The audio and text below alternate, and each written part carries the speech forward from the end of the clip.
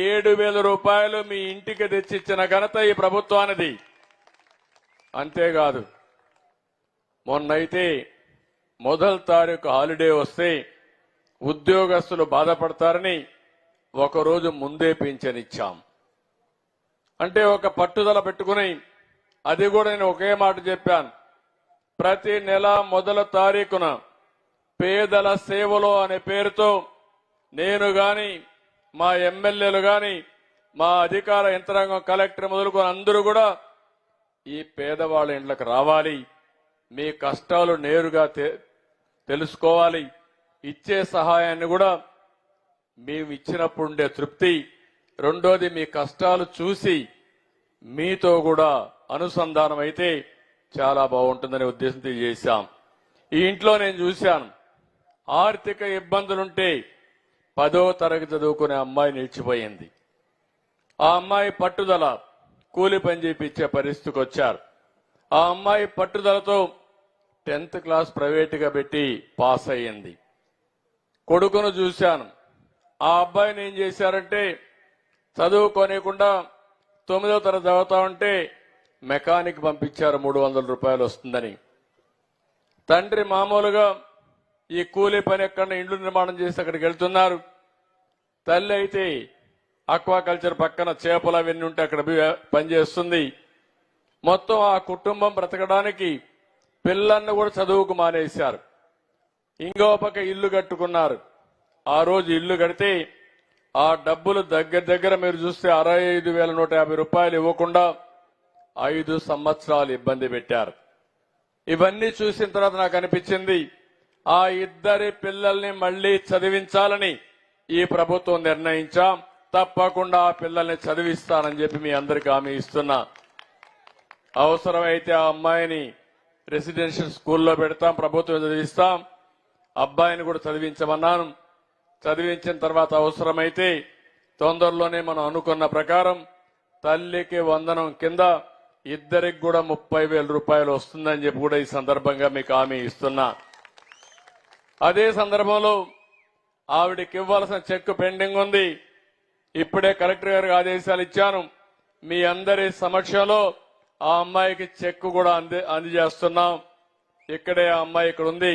ఆ అమ్మాయికి కూడా ఈరోజు 65,150 రూపాయలు చెక్ ఉంటే 5 ఏళ్లుగా ఇబ్బంది పెట్టారు. ఇమ్మీడియట్ గా చెక్ కూడా అమ్మాయికి అందిస్తున్నారని చెప్పి కూడా నేను మీకు తెలియజేస్తున్నా. తీసుకో అడ్డమ్మా. ఇది ఎందుకంటే ఆ అమ్మాయికి రావాల్సిన డబ్బులు 5 సంవత్సరాలు ఇవ్వకుండా ఇబ్బంది పెట్టారు. అందుకే పిల్లల్ని కూడా చదువుకు నిలిపేసి అప్పులు కట్టుకుంటూ పిల్లల్ని కూలి పనికి పంపించే పరిస్థితి వచ్చింది. ఇలాంటి దుస్థితి రాకూడదని నేను కోరుకుంటున్నా. తప్పకుండా ఆ కుటుంబాన్ని ఆదుకుంటాం, అన్ని విధాల న్యాయం చేస్తాం. ఏంటమ్మా ఏమైనా మాట్లాడాలనా? ఓకే అమ్మా, థ్యాంక్ యూ. ధైర్యంగా మైకి బా.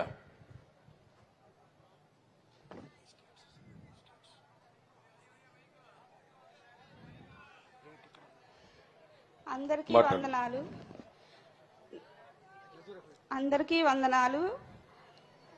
తెలిసి తెలియక తప్పుగా మాట్లాడితే క్షమించండి. ధైర్యంగా మాట్లాడు. బాబు గారు చెప్పిన కుటుంబం నాదే. నా కుటుంబాన్ని ఆదుకుంటామన్నారు బాబు గారు. అలాగే నా పిల్లల్ని చదివిస్తామన్నారు. పని పంపించే పిల్లలు నా పిల్లలే. కూలి చేసుకునే నా భర్త. నా అత్తగారికి పెన్షన్ వస్తుంది, నెలకి 4,000 1వ తారీఖుకి ఇస్తారు. నాకు మాట్లాడతాం రాదండి, ఏమన్నా తప్పుంటే క్షమించండి. ఫ్రీగా మాట్లాడమ్మా, నువ్వేం చెప్పాలి ఇంట్లోనే మాట్లాడు. గత సంవత్సరంలో బాబు గారి హయాంలో నేను ఇల్లు కట్టుకున్నాను సార్. అప్పుడు 2 బిల్లులు వచ్చేసాయి, మిగతాయి రాలేదు. వైసీపీ హయాంలో నేనైతే ఏ లాభం నాకేమి రాలేదు. బాబు గారి హయాంలో నాకు దేవుళ్ళలాగా సాయం చేశారు బాబు గారు. బాబు గారి సాయం నేను జన్మలో మర్చిపోలేను. బాబు గారు లేకపోతే నా ఇంటికి డబ్బులు వచ్చేవి కాదు. ఇప్పుడు నేను ఇల్లు కట్టుకొని ఇంట్లో ఉంటున్నానంటే బాబు గారి చలవే అది.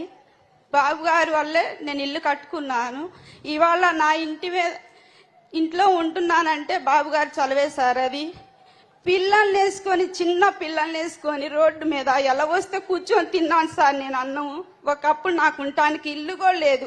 నన్ను ఎంతో మంది ఎన్నోసార్లు హేళన చేశారు. కానీ ఇవాళ నేను ఇంట్లో ఉండి పావలా సంపాదించుకొని నా కాళ్ళ మీద నేను బతుకుతున్నాను సార్. నా పిల్లలకి చదివిస్తామని చెప్పారు బాబు గారు. బాబు గారు ఎప్పటికైనా సరే మీరే మాకు సీఎంగా కావాలి సార్. నన్ను ఏమన్నా తప్పు ఉంటే నన్ను క్షమించండి సార్. ఇంత వరదలు వచ్చి వానలు వచ్చినా కూడా మీరు చేసి వాళ్ళకి భోజనాలు కానీ ఏదైనా సరే వాళ్ళకి సాయం చేశారు. అందుకు మీకు కృతజ్ఞతలు చెప్పుకుంటున్నాను సార్. థ్యాంక్ యూ తల్లి. ఇప్పుడు ఆ అమ్మాయి పిల్లల్ని చదివించాలనే ఆకాంక్ష ఉంది, ఇల్లు గడవదనే బాధ ఉంది, అప్పుల పెడుతుంది. అందుకే ఆ అమ్మాయి చదివించలేకపోయింది. కానీ గిల్టీగా కూడా ఫీల్ అవుతుంది, పిల్లల్ని చదివించలేకపోయానని. నా పిల్లకి చదువు అంటే చాలా ఇష్టం సార్, కానీ చదివించలేకపోయాను. నేను 9th వరకే ఆపేసి నాతో పొలం పని తీసుకెళ్లి పొలం పని చేయించాను పిల్లకి నేను. కానీ నా పిల్ల నేను చదువుకుంటానమ్మా అనలేదు. కానీ మొన్న 2023లో పిల్లకి 10th క్లాస్ ఎగ్జామ్ రాపిచ్చాను. ధైర్యంగా ఇప్పుడు మీరు ఈ అమ్మాయిని చూశారు. ఆ అమ్మాయిది ఒక చరిత్ర. పరిస్థితుల యొక్క ప్రభావం వల్ల పిల్లల్ని చదివించలేకపోయి కడాన మానసిక క్షోభ అనుభవిస్తూ నేను తప్పు చేశారని ఆ పాపను ప్రైవేటుగా మళ్ళా 10th క్లాస్ చదివించింది. పరీక్షల్లో పాస్ అయింది. అందుకే నేను చెప్పా, ఇంటర్మీడియట్లో నేను హాస్టల్లో చేరుస్తున్నా, చేర్చి పూర్తిగా ప్రభుత్వమే భరించే విధంగా ఇక్కడే రవి ఉన్నాడు, ఆయన స్కూల్లో పెడతానంటున్నాడు. ఇమీడియట్ గా ఆ స్కూల్కి పంపించే బాధ్యత తీసుకుంటాం. ఆ హాస్టల్లో పెట్టి పూర్తిగా ప్రభుత్వమే చదివించే బాధ్యత తీసుకొని అన్ని విధాలు ఆదుకుంటానమ్మా. మీ అబ్బాయిని కూడా బాగా చదివించానమ్మా. Thank you. ఇప్పుడు ఇక్కడ మీరు చెప్పినట్టు మనం 4,000 రూపాయలు పింఛన్ ఇస్తామంటే మన తర్వాత తక్కువ